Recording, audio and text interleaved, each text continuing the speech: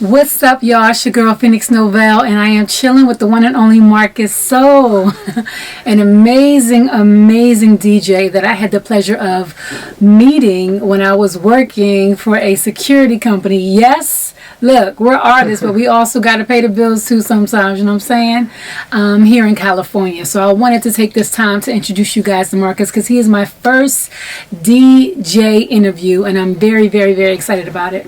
So we're going to just get right into it and ask these questions because I have been dying to share this interview with you guys. So without further ado, you ready, Mark? Yep. All right. Let's do this. So I want to ask you, where are you originally from? So I was born and raised in Glendale, California.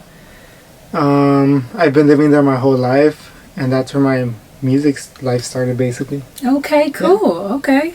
And how long have you been a DJ?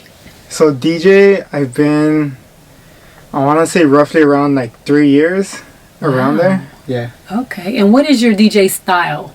What's your kind of like, what really gets you excited as a DJ? What do you like to play? It's just right now I play electronic music. Okay. And it's just those vibes that the crowd gives off, and the music when it's playing, it just gets me like excited every time I play. Okay, cool. Yeah. So in the 3 years that you've been DJing, what has been your ultimate favorite DJ experience? There's a couple, but I want to say number one. Yeah, I want to say it has to be my very first club gig, I would say. Yeah. Because it was the adrenaline of it being my first time in the club basically got me excited, but at the same time I got nervous because it was my first time. Okay. So it was pretty cool. I liked it. Did you feel like you maintained control over the audience the whole night? There was some moments where I felt like I lost it, and I looked up and then I saw a little bit of people, and then I looked up again and there was a bunch of people. Right. So it was like off and on, but Okay. I just kept the vibe going, and I just kept it. Yeah. And now, do you feel like you got that control consistently throughout the show? Yeah, right now I'm actually experimenting with different electronic music. Like I'm doing some Latin house, some just basic house, some different type of electronic music, just to get like a right rhythm going. Okay, and some variety. Okay. And how did you get your first DJ gig? Who put you on? It was a mission. Yeah. I'm pretty sure in LA it's hard to get a gig. Yes. Yeah, I just ever since I think my second or third one, I felt like I was ready to DJ in front of a crowd. I just started DMing people on Instagram, club promoters, cold calling. Yep. Okay. And then basically I got in touch with this guy. His name's Marvin. He's in charge of the We Love Candy basically organization. Okay. And it's just a group of DJs, and he does events in LA and Orange County. We Love Candy, guys. That's what it's called. Yep.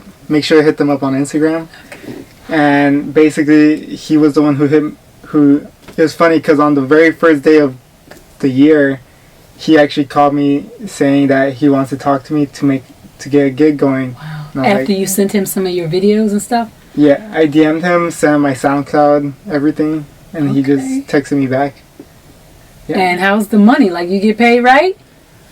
That's iffy, but...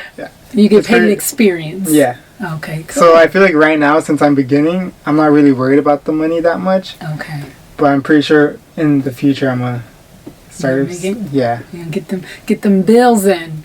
I had the pleasure of seeing Marcus spin, which was really dope. You know, we come down and rehearse at this place called Pirate Studios. We use the one in Silver Lake here in California, and it's amazing. It's one of the kind of studios where there's cameras everywhere, but you're kind of like running the session yourself, so you don't have to worry about anybody telling you what to do, where to be. You know, you can actually just bring your computer, plug in, and they have all the equipment. And Marcus let me basically just videotape him while he was spinning an original set, and I gotta say, clean transitions, clean mixes, really awesome variety of songs. And I can just, the way I felt, it was like, wow. But I can just imagine him being in front of an audience. You know, people got a little bit of drinks up in them, you know, chilling. I mean, it was really awesome. So I'm excited to see one of your live shows. Now, I have another question.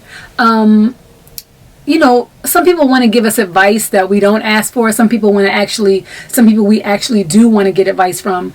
Is there any advice that you received from somebody, musician, non-musician, artist, non-artist, that you feel like changed your view, or like changed your life as an artist, and made you think, well, dag, you know, for the better or worse? Yeah. Well, obviously, with being a musician in general, you do get a lot of criticism. Yes. Left and right. Yes. So you have to, that's one thing you have to get used to, being able to take in feedback. Right. I think one thing that someone's told me was that basically just be comfortable on stage. Okay. And just don't worry about making sure every mix is perfect. Just make sure that the vibes are there. Okay. And just make sure to not make it seem so, I want to say, not nervous on stage, and make sure that the crowd doesn't get that vibe off of you. Just make sure you're comfortable. So confidence is number one. I would say as a singer, that's definitely something that I preach myself, because you're not going to get everybody all the time. Some people, they hate that song. Other people, they love that song. And so if you're confident in your playlist of all the billions of songs out there, if you're confident that people are going to vibe off of that, I definitely would agree with that. Now, I want to ask you something, because when I met him, I was confused. His name is not Marcus Soul. That's his artist name. So I want you to explain to my audience where you got Marcus Soul and what it means. So it's kind of a funny story. So when I was starting off being a DJ, I basically didn't want to use my name, because originally my plan was to have like a mask on and basically keep my identity hidden. And then actually on my Instagram profile picture before, it used to be me with a face mask on, and that was prior to COVID. Wow. So then when COVID happened, everybody was wearing masks, so I was like, well, that's not original anymore. So then I just took it off, and then as I was looking for a name, I just wanted to use a different name, so I honestly just went on the internet and I just looked up like a name generator. Okay. And I just kept changing it until I found a name that sounded good on stage. And I was just picturing it, someone saying it on stage, like presenting myself. Marcus. Yeah. Marcus. So I just stuck with that one. I was like, I could keep that one. I was like, okay.